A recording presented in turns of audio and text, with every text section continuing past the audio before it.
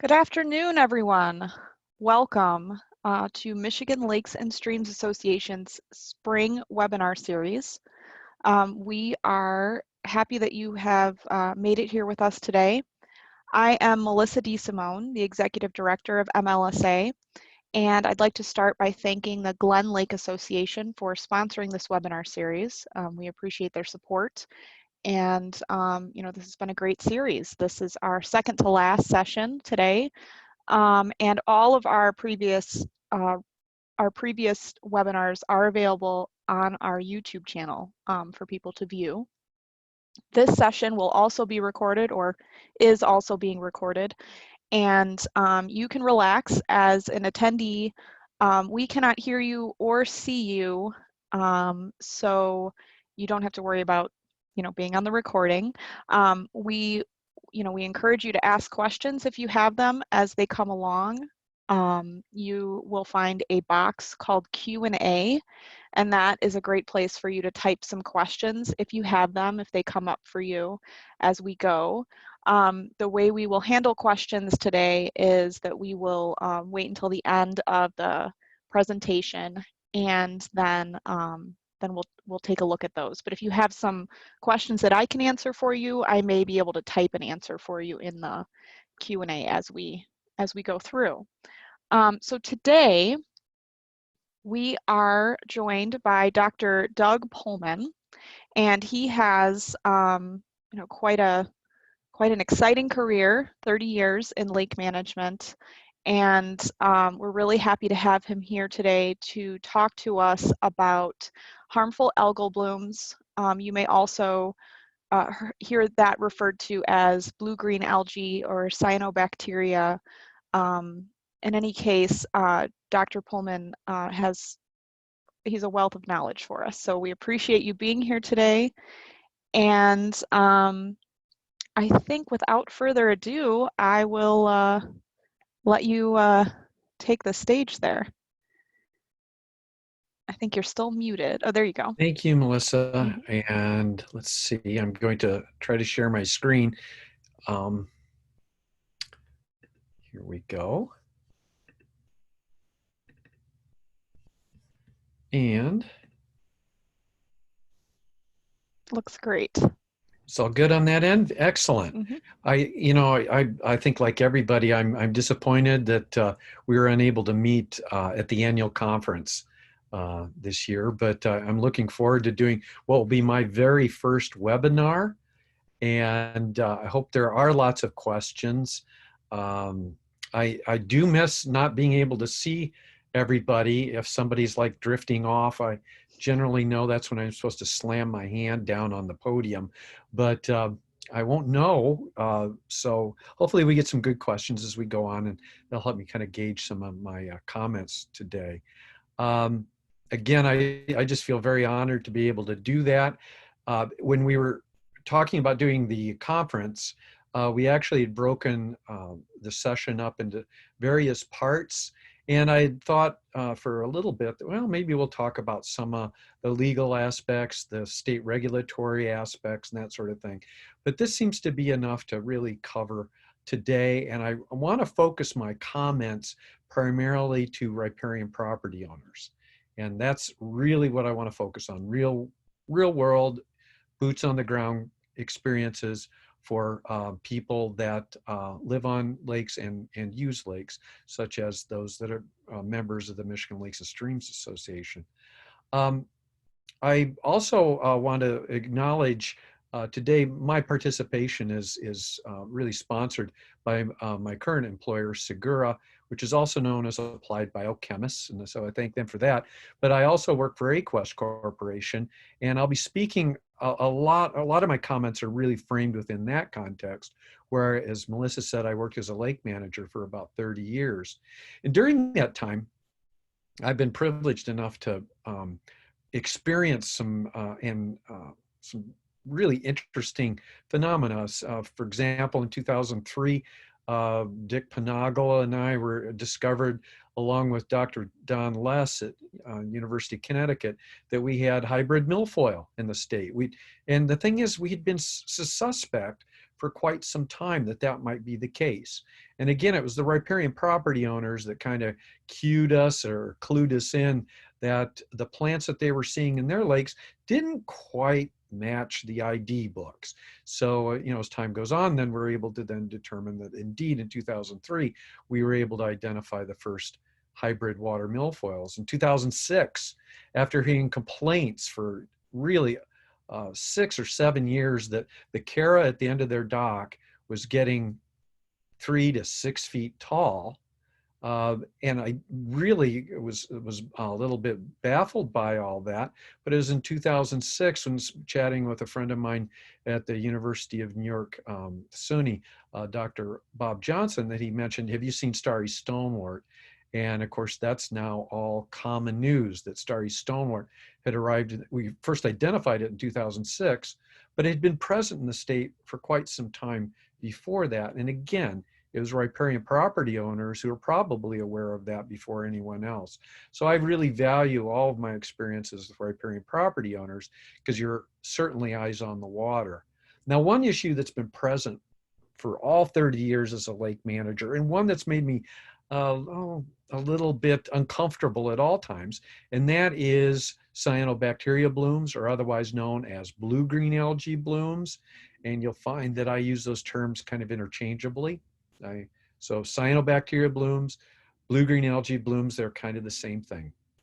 Well, they aren't kind of, they are just different names for the same thing. But these have been present for a long, long time. And as a lake manager, I've seen those. And of course, I get a lot of input from riparian property owners. They wonder what's going on with their lake. But I need to start out.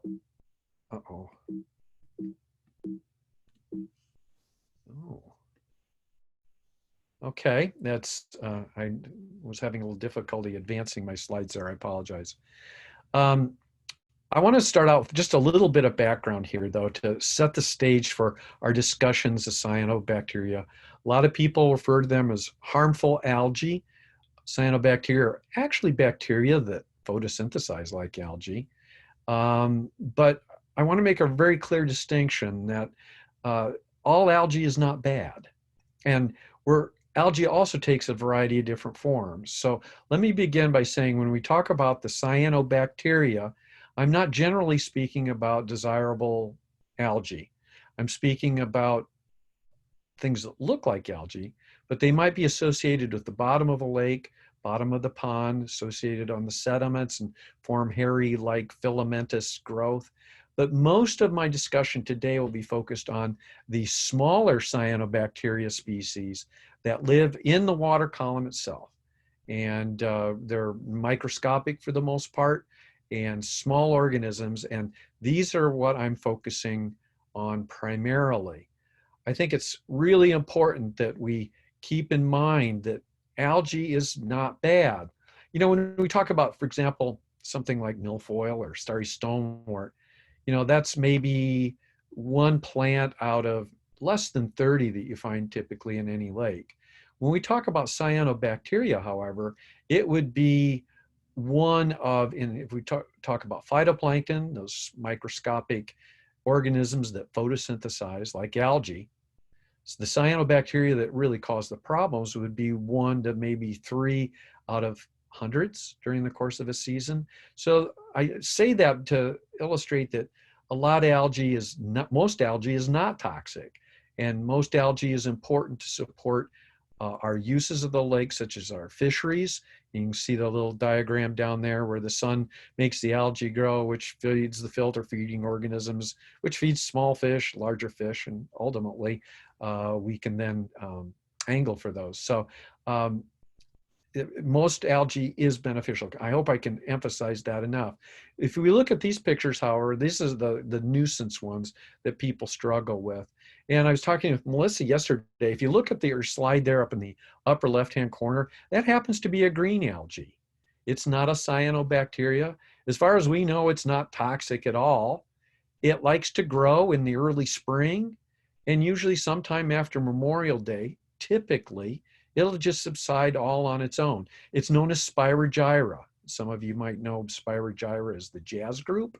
And interesting, they might name themselves off by the same name as this particular algae or plant. The other name for it is pond snot. It's very slimy. You can pick it up. I do commonly. It has a very odd texture, but it is not dangerous. It is usually something that emerges early in the season and then will kind of fade away as it's being replaced by more quote unquote summer algae.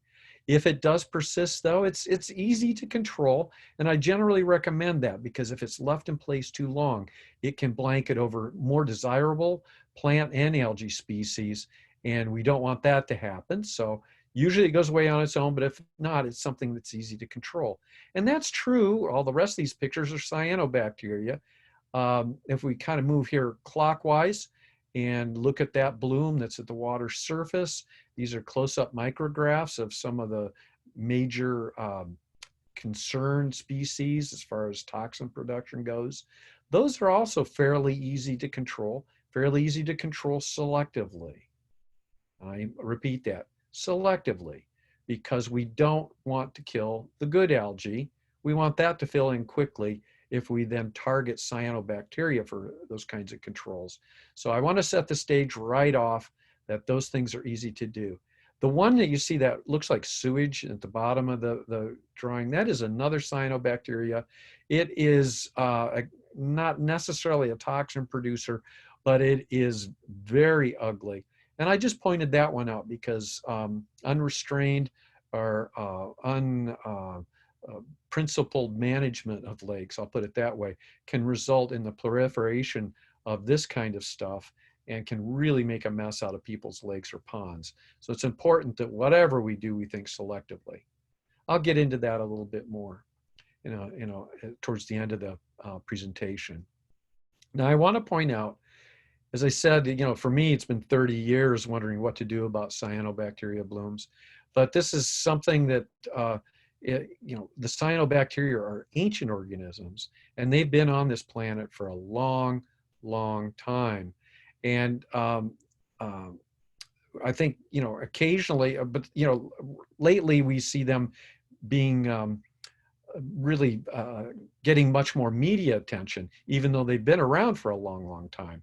And I think we can blame or look to Lake Erie for that. In this area, we hear about blooms of cyanobacteria and their toxins and creating issues for the city of Toledo's water supply and certainly some of the other communities.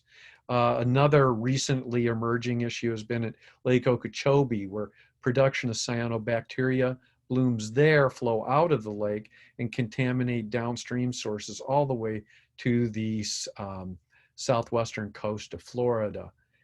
Interestingly, I guess I'm not the only one, though, that has kind of wondered what to do about this, because drinking water guidance for cyanobacteria toxins really didn't emerge until the mid-'80s. We knew they were capable of doing this long before that, but we began to see guidance levels. In other words, this is a dangerous concentration. We saw those begin to emerge in the 1980s. It wasn't until 2003 that the WHO first issued their recreational water guidance levels, and that was based largely on the number of organisms found in a milliliter of water. In 2003, despite the fact we'd seen lots of cyanobacteria blooms everywhere throughout the world, that was really where we began to dial in what is an important concentration.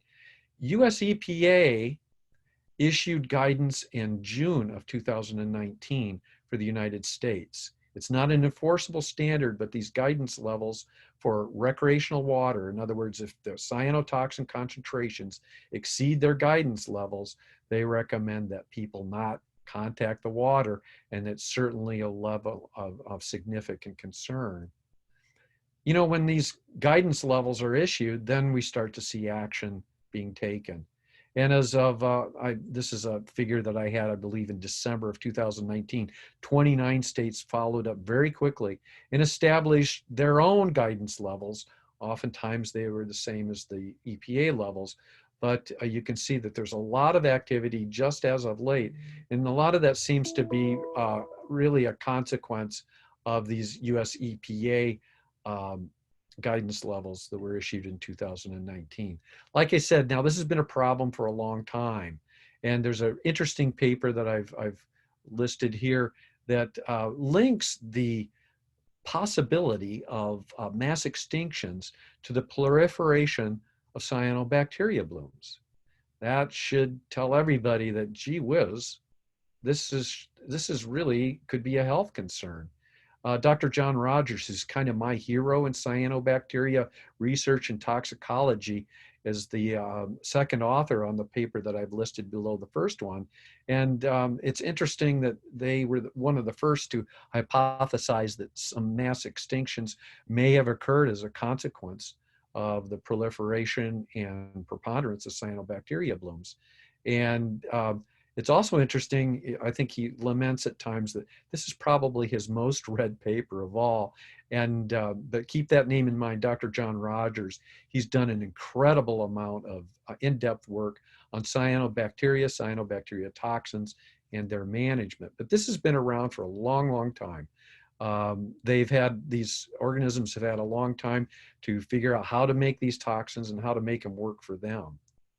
Now, when we talk about the cyanotoxins produced by blue-green algae or cyanobacteria, we kind of look at this toxicity issue from a couple of perspectives. First of all, there's the acute exposure outcomes. That means stuff that happens right away. When I was in high school, my folks lived on a northern Indiana lake that was full of blue-green algae all the time, or cyanobacteria. And I knew that, and all of us just came to recognize that if you were to swallow any of that water or to enter your body in any other way, that it would result in usually gastrointestinal distress. Yeah, you just didn't feel very good.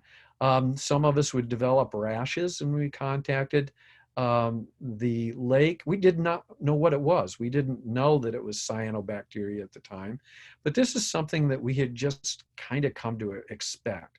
And I sometimes wonder, when we talk about acute exposure outcomes, if you think about your experiences on lakes, you may have actually encountered some of this. Blue-green algae blooms, when they look on the left where you're able to see them at the surface, they can be easy to detect.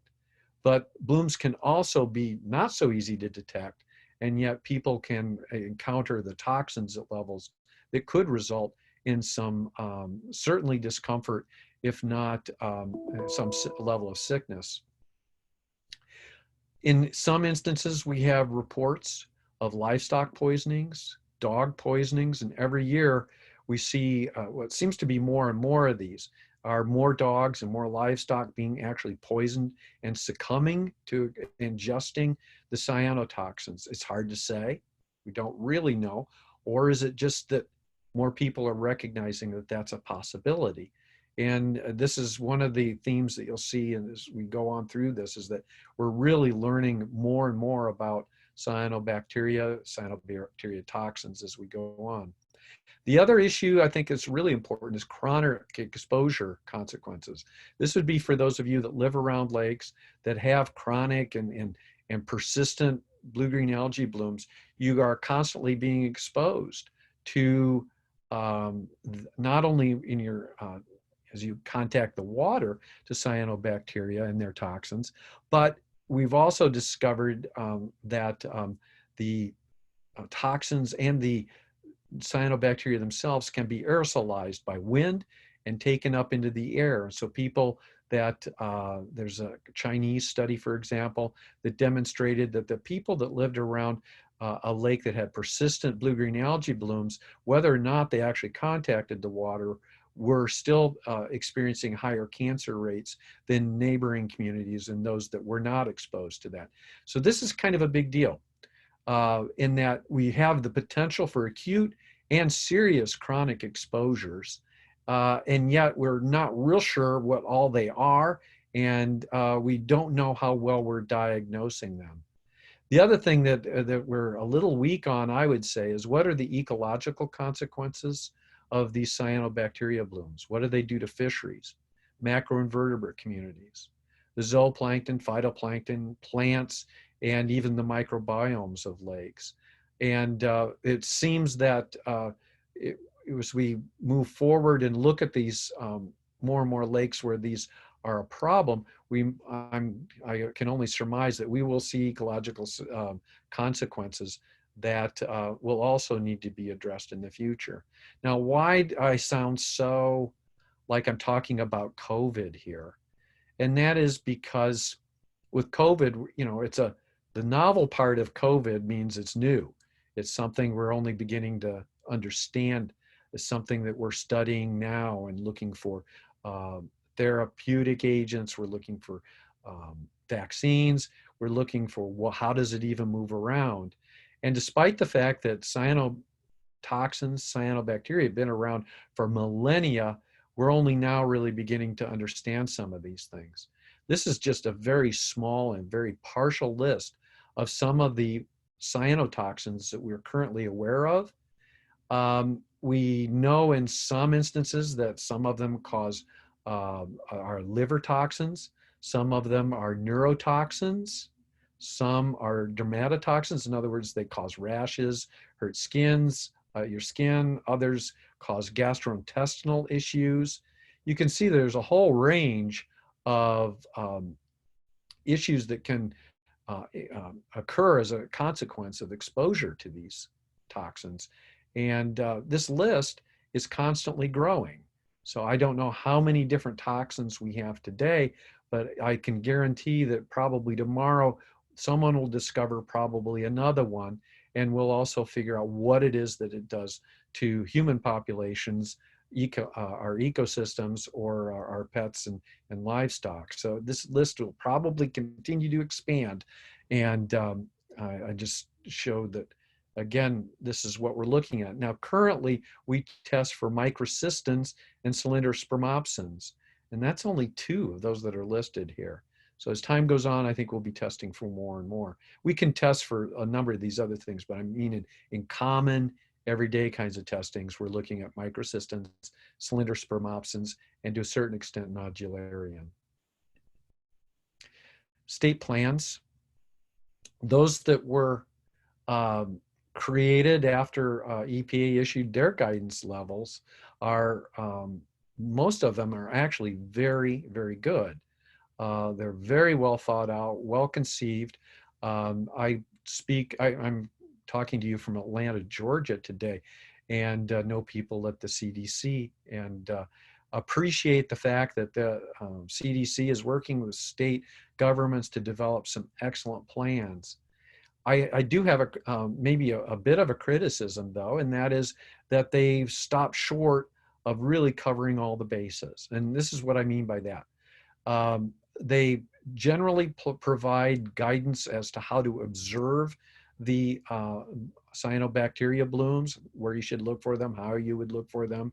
They provide guidance as how you might detect them, either through lab analyses or some of the really quick field analyses that we have.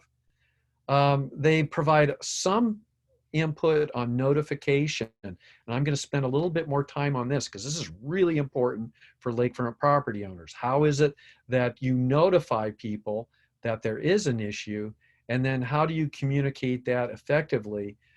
Because this is different. This is a public health issue, not just controlling aquatic weeds. So notification, communication are really important considerations for lakefront property owners, because they need to be able to say what's going on. But the thing that's really missing here is, to me, I can't imagine going into this COVID situation where the only guidance we were given was that we had to close down. We're just going to close down and that's it. And I would imagine that people would be pretty upset if at the same time that we weren't working on finding better therapeutic agents, better ways to ease the symptoms, better ways to prevent, to have vaccines. And when we look at our state plans for cyanobacteria management, this part is usually missing. And that is, what do we do? Once it's there, we know we need to notify people that there is certain risk associated with contacting the water, with swimming in it, and certainly you wouldn't want to drink that water. But what is it that we can do? And that's something that I think we're going to see in the future.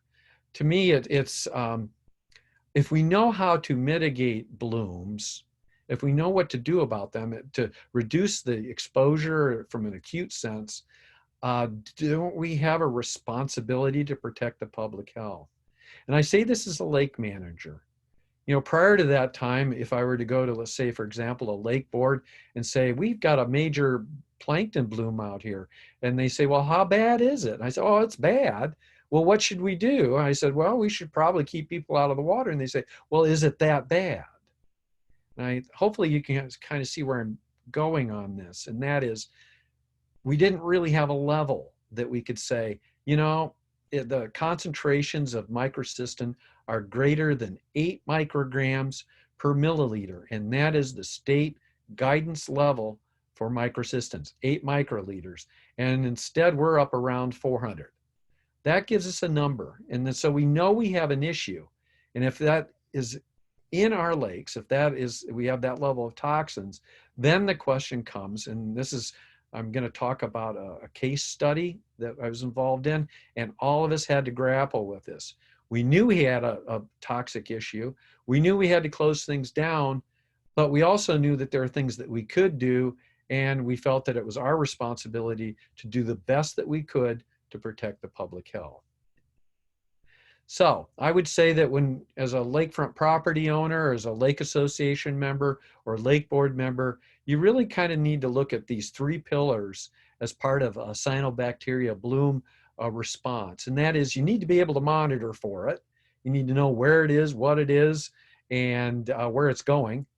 You then need to have a good messaging plan in place. How do you communicate this to your people without creating panic, but while at the same time enforcing the idea that this is dangerous and you don't want to be in the water when you see these bloom conditions?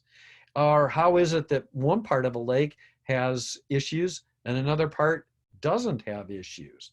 So for example, it might be from an inlet stream, or the winds might blow all the toxins to one side of the lake. And that's what happens with these. How do you message that? And how do you communicate that to your fellow lakefront property owners and people that use the lake? The other thing that you need to get in place is a good mitigation plan. If you know where the problem is and how it's forming, then you can begin to form some plans to suppress that bloom and hopefully reduce the cyanobacteria concentrations. So let me, I want to begin with this response that I was involved in. And as we, now let me backtrack on this. I want to say that some people said, why would you talk about this particular plan after I discussed this with them in the past? Because we did, I think, more things wrong than we did right. But I see that as this is a really good lesson, because as we went through this process, we learned a lot. And I'm hoping that by some of the things that we discovered as we tried to, first of all, respond to this plan, or respond to the bloom conditions and elevated cyanobacteria or cyanotoxin concentrations, that as we went through this, we learned a lot, and I want to share that with you. Now, if we, in this particular instance, we had residents that I refer to as sentinels, who are just people, you know, a lot of them are anglers, or those, you know, those people on your lake that probably go out every night and take a spin on their pontoon. These people really served a great purpose for us, because they began to observe these persistent cyanobacteria bloom. And we watched that for a while, and we're hoping it would just go away, which sometimes they do. But after 5 days and then after weeks, this bloom simply was not going to go away. We did a copper algicide treatment around the edge of the lake. We were able to do that under our Eagle permit, but that really didn't help that bloom to subside. So we started to get much more serious when the bloom really intensified by the end of August. And at that point, you can see these pictures here, it was bad, and we were really concerned. The consultant on that is actually, I work very closely with Kaiser and Associates. They do a lot of the legwork for me now, and they were out on the water and called and said, this is really, really bad. I was able to get a hold of the state, who helped us with this. Their surface water people happened to be just within a couple miles of the lake, sampling another lake, and were able to change course. And they were able very quickly with a what we call a stick test reveal that we did indeed have very high toxin levels in the water. That got us moving. Right away, we started to notify through the Lake Association, the Lake Association members, that in the northwestern part of the lake, not all the lake, but in the northwestern portion, we had very high cyanotoxin levels. And we communicated that through the Lake Association, and we communicated that through the local government. The other thing we began to do is, and was a big part of this particular project, is we did a mitigation. We treated selectively treated the cyanobacteria and did our best to verify that what we did was the right thing to do. This all took 10 days, and it sounds really quick, but it was. We really scurried. When we discovered that we had some cyanotoxin levels at 3,700 micrograms per milliliter, that is, I'm sorry, per liter on the toxins, 3,700 micrograms per liter, as opposed to 8. That was our guidance level. You can see that we really had an issue, and our county people, the state, the Lake Association, we all scrambled as fast as we could to try to ameliorate the problem. Again, we had citizen volunteers. They began sending photos in July, and we knew that things weren't going well. This particular lake had seen cyanobacteria blooms in the past.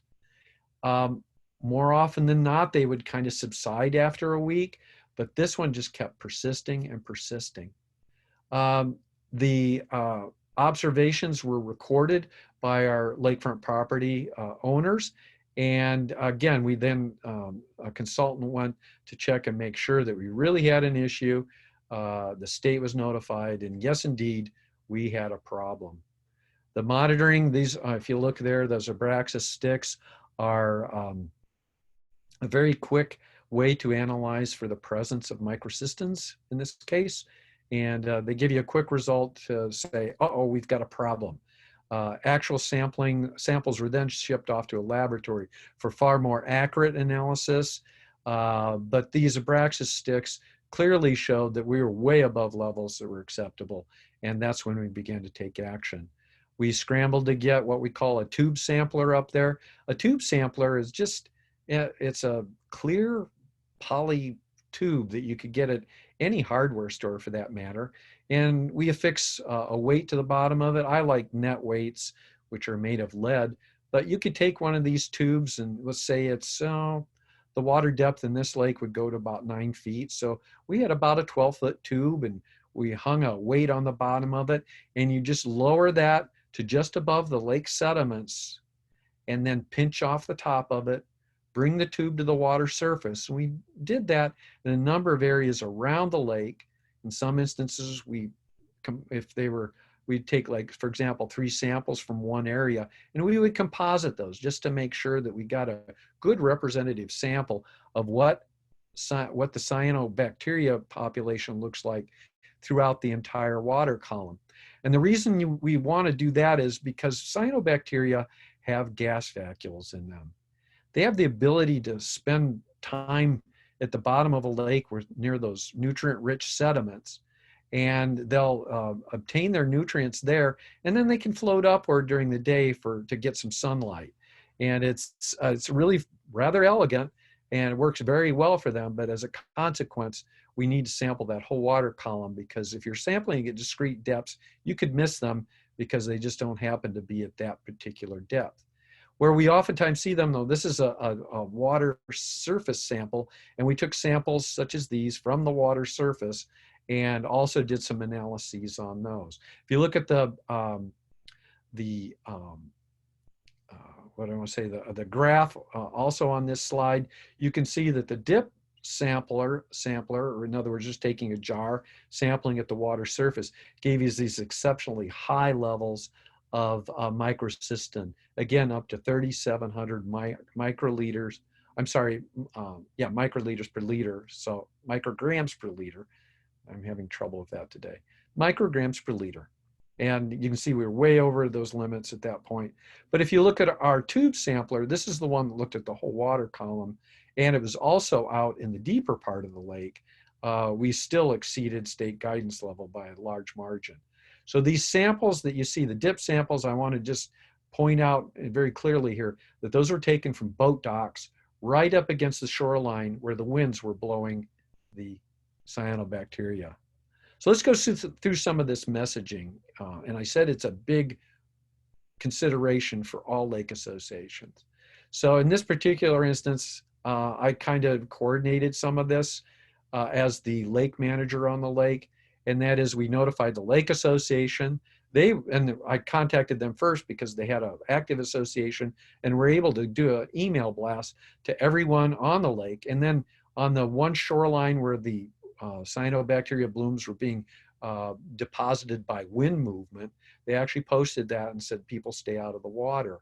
The lake board got involved, and we had excellent participation through the county health department and the drain commission, as they helped to then share this information with local media so that people knew to stay away from at least that part of the lake, that these cyanotoxin concentrations exceeded guidance. We obviously worked very closely with the state on this, and they were very cooperative. And they're such a great source of information on this. But they did take the opportunity to help us do some of the sampling and monitor the cyanotoxin concentrations as we attempted to do something about them. And the other, this is really important, we had an aquatic herbicide application company that had been retained by the lake, and we let them know that we needed to do something, and we immediately entered into discussions as to what we could do, what was the best way to respond. Communications are a big issue, and I'm in the same boat with a lot of you lake association leaders, and that is, I thought, well, we just put a sign up and tell them to stay out of there, that it's poisonous. Well, you don't necessarily want to use that kind of terminology. This is an example of what I kind of learned through this process. The state does have some guidance on this. The EPA has guidance. In fact, some of the signs and notices that you see from Ohio are particularly good in this regard. But I would also say to you that if you have an attorney or you need to contact Michigan Lakes and Streams, you should have your signage or your media communications reviewed. And the reason being is you never want to say that it's safe. That would be a real problem because you never know if it's safe. So these are things that I've learned from experience, from talking to legal people. So it isn't just as simple as saying, hey, it's poisonous right now, and now it's not poisonous and safe to go into. You really need to have this done ahead of time. You need to think about it, and it's, I think, a good idea to have your communications reviewed by somebody that's familiar with appropriate language, and usually that's an attorney. The mitigation plan, in this particular instance, and I mentioned way at the beginning, we looked at a selective treatment. This lake has a lot of algae. It always has had a lot of algae, and it has a great fishery. It really does. We didn't want to kill the good algae. We were just trying to reduce the cyanobacteria, and just those cyanobacteria that were creating the toxins. And so what we did is we looked at what is it that we could do. And it ends up, and it's kind of like milfoil or other things, these really troublesome plants, and in this case, bacteria, troublesome bacteria, are very sensitive to all algicides. So what we did is we select a peroxide-based algicide, which provides a really high level of selectivity. In other words, the desirable algae are not very much affected by peroxides, but cyanobacteria are. So our goal was not to kill off all the algae or anything like that. It was rather to target the cyanobacteria. Now, we'd already done our groundwork. We'd been studying this lake for many, many years. So we knew that the cyanobacteria in this lake come from the bottom of the lake. And in the past 5 or 6 years, we've not seen many blooms because we've been managing invasive species like milfoil. and suppressing those to a point where we had a really nice, lush bottom cover of Chara algae. Nobody knew it was there, but some of us, I guess. It covered the bottom and it covered those sediments. And by golly, we just didn't see hardly anywhere near the kinds of algae blooms that we'd seen maybe the decade before that. So we knew that where the cyanobacteria were, we developed a method or scheme where we would inject this peroxide-based phycomycin is what we used in this instance. We injected it only in the bottom 2 acre-feet. So we treated a large area in the lake, but only a very small volume because we targeted the area where we knew we would find the cyanobacteria, and they were concentrated on the bottom of the lake. Then after a while, they'd float up and they'd get caught on the surface of the water and blown into the shoreline. So we targeted where they were coming from, which was the center of the lake, only at depth, injecting just the bottom layer with this selective algicide or the selective cyanobactericide. The shoreline, we had to treat that with surface spray because that's where the cyanobacteria were accumulating. And we had to do a couple treatments to make that happen. This is just, I know this is a lot of numbers on here, but if you look at the top graph, for example, pre and post treatment, if you look at the shoreline levels that we saw that these are from lab analyses, so they're actually fairly accurate. Again, in micrograms per liter, you can see prior to treatment, all the samples exceeded that level of 8 for microcystins. After treatment, we saw along the shoreline, we still had levels that exceeded state guidance levels, but remember I said they were floating at the water surface. And I'll show you some photos in a little bit. And so what had happened is, again, along where the boat docks were, that's where the surface dwelling cyanobacteria were found. So they continued to concentrate, but in a much more narrow band. So they still needed to be addressed along the shoreline. And I would say that was one of the areas we could have done a much better job. And that is, we needed to address the floating algae much more efficiently. And I think in hindsight's 2020, if we see these kinds of blooms again, we will address that. And it might require 2 or 3 treatments of those surface dwelling cyanobacteria to get those down to an acceptable number where the cyanotoxin levels are also below guidance levels. The more important figure is this next one in the middle. And this is the composited tube sample from out in the middle of the lake. So you can see that prior to treatment, we were at 458 micrograms per liter microcystins. After treatment, we dropped to 1. So we were well under the guidance level provided to us by the state. And subsequent sampling out there in the middle of the lake would tell us that yes, we succeeded in getting those cyanobacteria that were at the bottom of the lake. We were able to suppress them.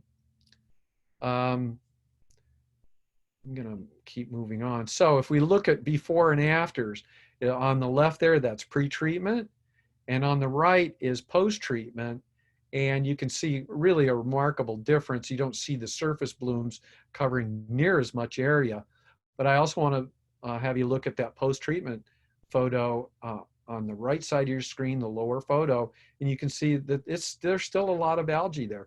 But these are desirable algae. These are not cyanobacteria. So we seem to have achieved the goal that we were aiming at. Now, if you looked at the previous graphs, there's a lot of missing data there. And that was one of our other less than good outcomes, or that is, we had difficulty getting samples taken in the right way. And a lot of that was because we didn't have people trained properly. This came up really fast. Like I said, in 10 days, we were unprepared with the right sampling people to get out there and get the samples in a proper manner that we could use those data. And then the other thing, of course, is we needed to treat around those dock areas where we still saw some cyanobacteria blooms. Yes, we thought, well, these are really small areas, but they were still able to produce levels of cyanotoxin that exceeded guidance. Lessons learned. It can be done. You can mitigate and lower microcystin levels quickly and selectively. So we know we can do that. We also learned communications are a real problem. We need to have that worked out ahead of time, because everywhere we went, somebody said, oh, you can't say this, you can't say that, or that's just not appropriate. So communications were a problem. Professionals might be required to do the sampling because it's not particularly simple. Some samples have to be preserved with iodine solutions, others have to be frozen. They have to be taken in a certain way, composited in a certain way. So as we look at this in hindsight, we could have done a much, much better job of sampling. And then finally, we found that one of the lessons learned is that our selective means of control seems to be a much better way to go, because if you're not killing all the algae, if instead you're just suppressing cyanobacteria, they're not going to return as rapidly because they must compete with desirable algae. So it gives you a much better longer term outcome. Again, learning here, I would say that based on our pillars, monitoring, messaging, and mitigation, I recommend that everybody do the following. One, you need to assess your risk. In the case of that I've illustrated with you, we knew before this even started that the bottom sediments were a good source of cyanobacteria that could create problems for us. Were we lulled into the sense that our Archaea would always be there for us? Yes, we were. We didn't expect this to happen, but water levels went so high that year that when we finally did our vegetation surveys, we discovered that this Archaea was not there. And that should alert everybody. If you've got something like that covering the bottom, you have a lake where your cyanobacteria could come from the bottom of the lake. If you see a major change down there, that should be identified as a risk. From your observation teams, you need to form those now. You should be doing that this spring. Just having people talk to one another. In this particular instance, we knew we had people that go out every day on their pontoons, and they were our observation teams. And they would call in, and it was kind of a, it isn't just looking at the lake, it's also forming relationships with other lake association members. And we were able to do that. And I kind of feel that as we received these messages from them, we all kind of became friends too, which is a real benefit in forming those observation and monitoring teams. You need to have a sampling plan ahead of time. People need to know how to sample, where to sample, how often to sample. And they also have to have the supplies in place. This is kind of like the CLMP program. You have to have samplers, you have to have DO meters, and that's all part of it. And you need to do that for cyanobacteria also. And I know that Michigan Lakes and Streams is leading the way in developing criteria and how to get supplies to make this available to everybody. And you need somebody to keep the records. And this is really important too. Cell phone photos, I can't emphasize enough how important those are also. You need to develop your messaging plan now. And again, I would consult ML and SA. I think they're already considering what's appropriate messaging, and that's a benefit of belonging to an organization like this, in that you can really learn from others and develop better and more effective messaging. Who contacts the media? Who lets notices go to the newspapers? Who works interfaces with your county department of health? Those are all things that need to be worked out ahead of time. And then again, you need to have somebody on board that knows how to target and be species selective on these cyanobacteria, so that you can have mitigation as part of this and help to protect the public health. I've got plenty of time here for questions, and I see that I have a number of them here.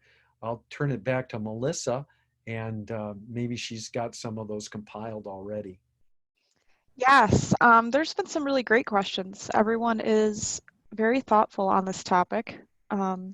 So going back to when you were talking about the states that have issued guidance levels, you said that there were 29 states, and the question was, is Michigan one of them? Michigan wasn't back in December, but they're working on that now, and working along with the CDC. And I apologize, I don't know where they are currently, but I know that they are working on it. And we've discussed that with them as well. So. Okay. All right. Is there a state lab or resource for testing for toxin levels? How would someone submit samples? The state does have a lab. And by the way, Melissa, hopefully someday we will have a session like this just from the state, because they could fill easily a whole hour, how they develop their management plan, how they do their sampling. We do have a state lab that does do samples for the state. They're able to do that. There are also a number of commercial laboratories that are capable and able to do sample for the toxins. Keep in mind that drinking water suppliers also have to sample for these. So the ability to do laboratory analysis is there. The ability to do plankton identification, which is also important. There are a couple of companies that can do that. And I'll supply my sources for that. There's one just in northern Indiana, another one in Florida, really very good people at identifying what is there, and to a certain degree, toxin levels. Okay. What are the common causes of cyanobacteria algal blooms, and to what extent do leaky septic systems contribute? How is that determined?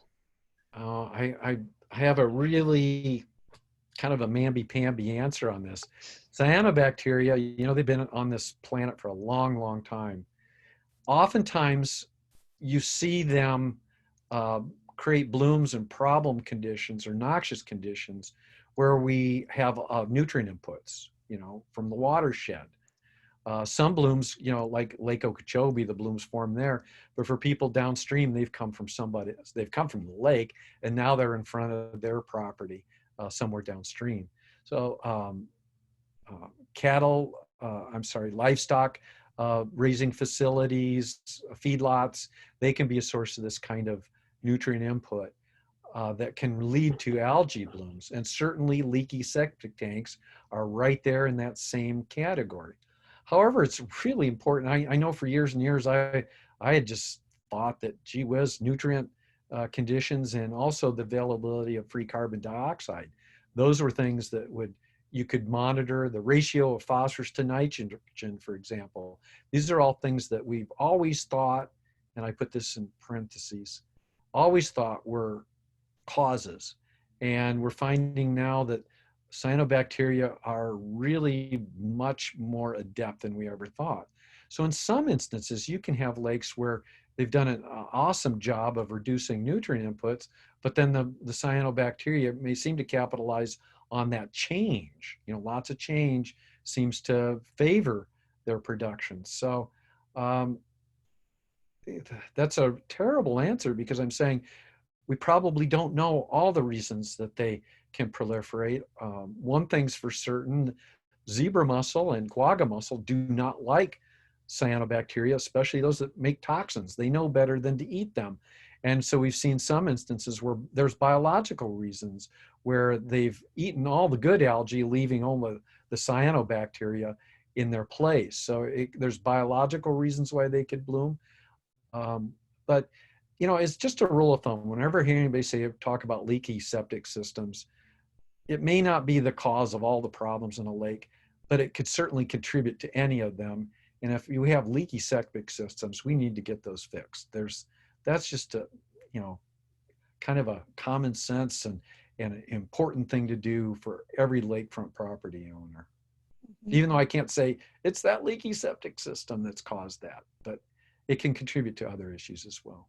Yeah, well, in a previous webinar, we did discuss how the high water situation with septic systems is a bad combination as well. So more reasons to take a look at that. This is related. So I know you know Rex, and he was looking for some more information about how zebra mussels play, what part they play in the surge of harmful blooms. There's some excellent papers that were produced prior to the major blooms in Lake Erie by, get this, Michigan State researchers and University of Michigan researchers, both. But they produced some awesome papers. I can look those up, I suppose, but they were looking at the anticipated effect of the exotic mussels, zebra and quagga mussels, and demonstrating clearly that they could that their proliferation could result in cyanobacteria blooms just because of their selective feeding. You see, they're doing just the opposite of what we want to do. When we do our mitigation efforts, we're trying to target cyanobacteria and leave our desirable algae alone, and the mussels don't, they just do the opposite for us. And again, that's a selective influence that they have. But I would refer people to those Michigan State, and they're easy to Google. It's Michigan State, University of Michigan, zebra mussels in Lake Erie. And those are the two best studies that I'm aware of. Well, and speaking of invasive species and their connection with cyanobacteria, another question is about starry stonewort. Is starry stonewort a good suppressor of cyanobacteria? It sure is. I mean, everybody that's seen starry stonewort knows how clear the water is. But if you remember that photo that I showed way at the beginning, there was one where you saw surface blooms. It was kind of shot from the boat across the lake. That lake is infested totally with starry stonewort, but it's an unstable starry stonewort population. So that photo was taken in late August, and the starry stonewort throughout the entire lake collapsed late August. For 2 days, the lake smelled like a sewer. All that dead and rotting starry stonewort biomass was really bad, and we saw a bloom of cyanobacteria. We actually treated that as selectively as we possibly could. We weren't aware of the availability of peroxides at that point, so we used a copper algicide, and we were able to suppress that. And at that point, people were going, well, maybe starry stonewort wasn't that bad because at least the lake wasn't, didn't have high cyanotoxins. So I think when we talk about starry stonewort, yeah, it makes the water clear. But one of the key features of starry stonewort is it's predictably unpredictable.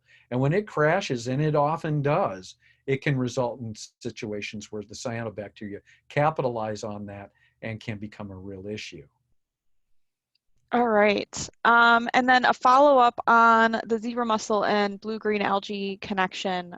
Gina, it looks like, was able to, she included a link to one of the papers, possibly, it looks like. So thank you for that, Gina. And people can take a look at that in the Q&A box if you're interested in that. We can talk about, I have a whole folder of papers on cyanobacteria, and it includes these. I wouldn't mind sharing that if your association is able to share some of those too. Sure. Okay, and then how about how algal blooms influence fish health? So rather than killing due to the acute oxygen deprivation, is there some other influence? That's still being looked at. I've not seen any studies that, to me, resound all that strongly. We know there must be some negative consequences. There has to be. The substances that the cyanobacteria make, understand, are far more toxic than a lot of other substances we encounter. These are really toxic things. And so they have to have impacts on fish. Certainly during the time that they're spawning, it's got to be very significant. But I can't really point to anything at this point definitively that would say what those impacts are, what's the long-term consequences of persistent blooms on a fishery. I can't answer that right now. Okay. All right. So here's one. Okay. Is the 12-foot depth due to sunlight penetration, or do you sample the deepest part of the body of water? Every lake is different. So what I was referring to in this instance, this lake goes down to a flat plain. You have a shallow rim around the edge, and then it drops off very quickly to 8 or 9 feet. If you were to drop a Secchi disc, you'd wonder how could anything photosynthesize at that depth, because the water's not very clear. And yet through sampling, we determined that yes, there's cyanobacteria near the bottom of the lake. That's one instance. But if you look at other lakes, you probably would do other kinds of sampling. A more typical lake with a big deep hole in the middle might be sampled differently. And in that case, you'd want to make sure that with your tube sampler, you're at least getting, let's say in a very deep lake, oftentimes the cyanobacteria will hang out just above or in that metalimnion area, just above the hypolimnion where oxygen concentrations might be low and there's a rich source of nutrients. So they'll bounce back and forth between that layer, in essence, availing themselves of the nutrients found in the deep waters, and then coming back up to the sunlight to get obviously light for photosynthesis. So in a deep lake, you definitely want to check around the hypolimnion to see if that isn't a place where the blooms are being formed. Okay, and then going back to this, there was a comment I thought was interesting about the starry stonewort. So there was a talk from Ontario Tech about Lake, guys, I'm gonna mess this up, but Scugog, Scugog, probably in Ontario. And then that study, I guess, was about how the starry stonewort invasion may have promoted the microcystis blooms. So I just read that one yesterday. Yes, that. oh, okay. And that's something. If anybody's into starry stonewort, you'll notice that it appears that zebra mussels, in particular, that's what I'm familiar with. They just seem to love starry stonewort. They'll inhabit quite a bit of that area. It has to do with the way that starry stonewort sets up temperature differentials between the warm top parts of a starry stonewort bed as opposed to the cold lower parts. Well, that sets up convectional currents. And I can only guess that kind of current is what the zebes like. That keeps the water flowing right by them and gives them an opportunity to filter out food. I'm kind of guessing on that, but I think that's a very likely consequence. But that paper does illustrate that association. And we've seen that for decades now in Michigan. All right, so some more questions. Oh, this keeps jumping around on me, sorry. When, during the day, do you treat? Do the algae exhibit diurnal settling near the lower sediment at night? If so, would treating at night be more effective due to more algae being in the zone? I love that question. Somebody's really efficient. Sorry, efficient, guys. I'm sorry. Yeah, that's a really good question. I know when we did this case study, we thought we'd get it all done in the morning, and it ends up we didn't have the appropriate application equipment, which we're working on now. But so we struggled with that, and so it took all day. We were still successful, but we were all really nervous because we were targeting in the morning. We thought for certain it would be found near the bottom of the lake. I think we still had good impact. But those are things that we really need to look at. And we also have to come up with a way to treat a whole lot faster.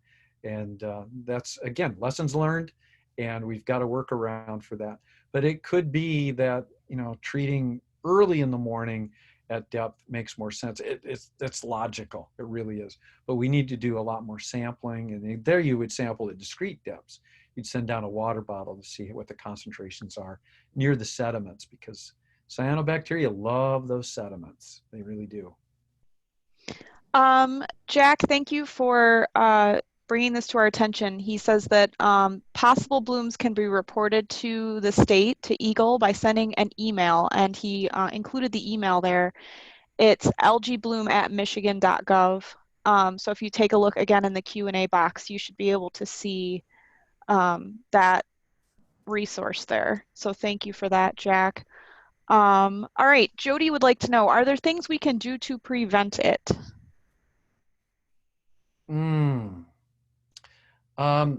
I think that if I could find one thing, name one thing, that rapid change, if we're having a lot of development on a water body, if people are altering the shorelines, if we're seeing a change in water levels up and down like we saw last year, higher water levels, those things that create change, lots of rain events that wash nutrients into the water body in a way that's not normal. I think those are things that are all contribute to it, but there's things that are really hard to manage or control.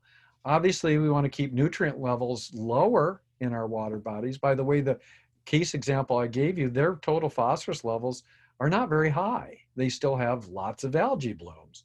So, but I think just as a rule, we want to prevent things that cause a lot of change.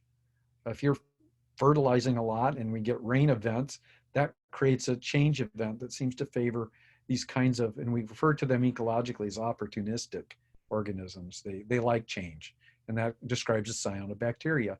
So whatever we can do to kind of stabilize things, be careful with the way we manage our landscapes around the lake, be careful with how much nutrients are going to enter the lake.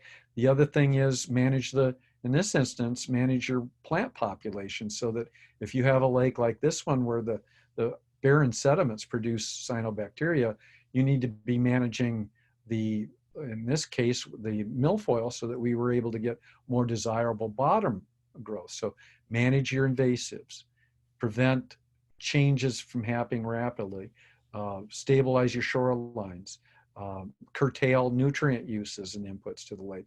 I think it's a whole bunch of things. We're not real sure, like I said earlier on, what is it that causes it to become a real problem? We thought we knew better. Some of the more recent papers say, no, it wasn't that. So we're still kind of trying to come to grips with that.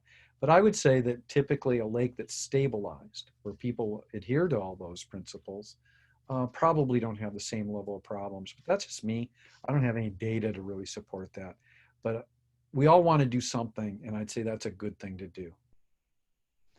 And then kind of in that vein, what about sediment-rich shallow lakes? Would you describe those as being more susceptible to harmful blooms? Yeah, they could be. And one of the things I didn't discuss to too significant a degree is there's a filamentous cyanobacterium known as Lingbia. We're not sure what's going on, but it's spreading. And it produces some really nasty toxins, and it really likes those shallow areas around lakes. You know, if I could just make this point, I don't know if I can make it strongly enough, and that is something is going to grow in most Michigan lakes. We've got these wonderfully rich soils that support our farmers, but those soils go right into the water. Something's going to grow there.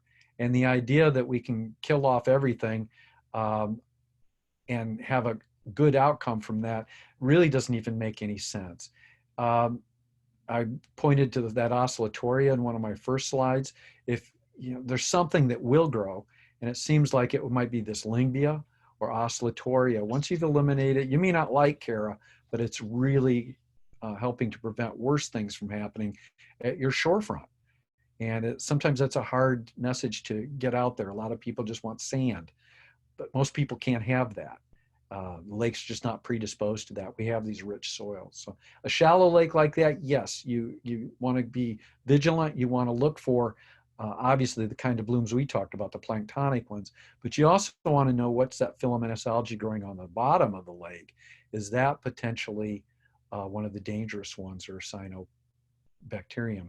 So yes, people on shallow waters, you've got a lot of reasons to want to monitor and keep an eye on things. All right. Who has the authority for beach and/or water body closures in Michigan? Is it Eagle, the state public health, or local public health agencies? Well, I hate to speak for the state on this, and I'm hoping that they'll do their own session, but I do know that's your county Department of Health. They're the ones that issue the closure warnings. Okay. All right. So we had a question here. Let's see. How are things today as far as lake algal blooms versus earlier concerning cooperation with the state or local agencies? I guess are you feeling like we're moving in the right direction? I have to say, yes, we are. I feel like we are moving in the right direction. I think that the state is becoming much more engaged. I've just now learned that CDC, for example, is going to be doing a lot more work in this particular area. Epidemiology studies, what are the disease consequences for people that live around these water bodies? A lot of those studies are being done now. It's hard to believe, but yeah, they're finally getting around to that. So we're going to learn more. We're knowing more about what toxins are present. And I think that all the states are recognizing that we need to do something. And Michigan is certainly amongst those. And and trying to develop ways to get the message out and to cooperate and help lakefront property owners to mitigate, to message, and to get the monitoring done. So I'd say right now I'm feeling very positive. Okay, great. Can you comment on Pernicium parvum algae and fish? I don't know if I pronounced that correctly, but. That is actually a golden algae. It's not a cyanobacterium. And you know, as I speak to you from Atlanta, Georgia, that's something that we're really kind of familiar with. It's very toxic. It kills fish. It results in huge fish kills. It's concentrated when eagles, for example, eat those fish. They get sick, and it's bioconcentrated. It's nasty, and it's something we all need to look for. So understand when we say harmful algae blooms, a lot of times people jump directly to the cyanobacteria. And that's what we talked about today. But they're not the only ones out there. You know, red tide, for example, is not a cyanobacterium. The golden algae are not. So there's others that are out there that are also harmful. All right. Okay, in your case study, I thought I saw some of the dates were from 2019, so maybe even just last year, but if it has been some time, okay, it says, if it has been a few years, have there been severe blooms since then in following years? To confirm, you think it is the change in the Cara community that triggered the severe blooms in that particular year? Is that Yes. In okay? 2019, we saw the decline of the Cara. Oh, sorry, Liz said you answered it, but thank you. Oh, okay. Sorry, I didn't see her continued response. Sorry about that, Liz. But let's just have, like, everybody guess, what are we doing now? We are developing a response plan. We're working on our messaging. Next year, we're going to be much better prepared for whatever happens. We plan for the worst. We hope for the best. Maybe the Cara will come back and we won't have to worry about it, but we're planning for the worst. Okay. All right. Is the lake that you studied subject to thermocline formation and hypolimnion hypoxia? Did turnover occur prior to the bloom? You guys No. are really, really working over my scientific pronunciations today. I appreciate it. I really do. It's actually good practice for me. Go on. This is a 500-acre oval lake, and it goes down to about 8 or 9 feet. So no, it turns over often. You know, there's so much wind fetch there that no, this is not one where it's not like one of those deeper lakes where I talked about earlier, where you would sample above the hypolimnion. This lake is turning over continually. All right. What is the cost implication of treating with peroxide, like cost per acre? I'll be honest, it's rather expensive. We selected it, one, because we were certain we could get an Eagle permit to do it because of the toxicity issues. We also selected it because the breakdown product from peroxide is oxygen. And you notice that was in August. And the last thing we wanted to do was have a fish kill as a result of oxygen depressions. So that's another reason we chose peroxide. It's highly selective, but it's more expensive than some other options. You probably, if per 1 acre foot, to help people out, you're going to be looking at just under $200 per acre. Now, it's a lot less than milfoil control. It's about the same as Starry stonewort control. But if you've got many, you have to double that, of course, because in this instance, we treated 2 acre feet. So it kind of depends where it is. And that's a good reason to know where that algae is when that person asked, when's the best time to treat? If you can narrow that down, you can use less of the peroxide algicide, and that just makes sense. Do you have any ideas what led to the decline of Cara in the case study lake? Water depth. Water levels were, 2 feet over normal. And this is a very turbid lake, so light is at a short supply at the bottom of this lake anyway. And when you add 2 more feet of that kind of turbidity, it just couldn't make it. It looks like we have one last question. If you have any labs that you would recommend to take in cyanobacteria algal bloom samples for test for concentration levels? There's Phycochem in northern Indiana. I work with Greenwater Labs in Palatka, Florida. These are just a few, but there's more than that. EnviroScience in Ohio is beginning to not only look at toxin levels, but also look at what algae are present. So imagine, as we get these guidance levels, the demand on these laboratories is increasing dramatically. So there's going to be, that's another reason I'm optimistic. I think we're going to see more and more testing, more laboratories. And of course, the state can also help you with that. Mm-hmm. Well, I think that is it. Okay, Rex wants to be funny. He wants to know about your curtain behind you. And I know I already asked you that before we did the presentation. So he wants to know about your curtain. That's behind the curtain is all my failed experiments. It's a big curtain too. So. Oh, that's funny. Well, thank you so much for joining us today. This is an important topic, and I feel like you covered it in a way that is really approachable. So we definitely appreciate that. You can see on the screen here Dr. Pullman's contact information. Feel free to email him, give his office a call. I'm sure he'd be happy to help you out if you have any personal lake issues. And so, again, thank you, Doug, for coming today. This was really great. Let's see. Oh, we had a question about participants. We did get up to, we had 60 today. So it was a good day, lots of participation. Appreciate that. A lot of really great questions. I felt like people had some very thoughtful questions. And so we encourage you also, please, to join us next week. On May 22nd, we have our last of our spring webinar series on short-term rentals. That one is going to be at 2 p.m. So if you've been coming to these, you'll notice that they're mostly at 1 p.m. But next week, the session will be at 2 p.m. The details are on our website, mymlsa.org, mymlsa.org.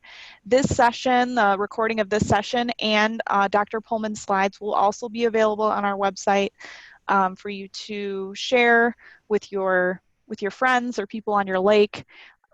We encourage that. We also encourage you to sign up for our email. I'll be sending out a newsletter later today, and also, to keep checking our website for more of our programs and all of our activities and educational opportunities. So, thank you so much for joining us. Thanks again, Dr. Pullman. Thank you. Thanks for the questions, everybody.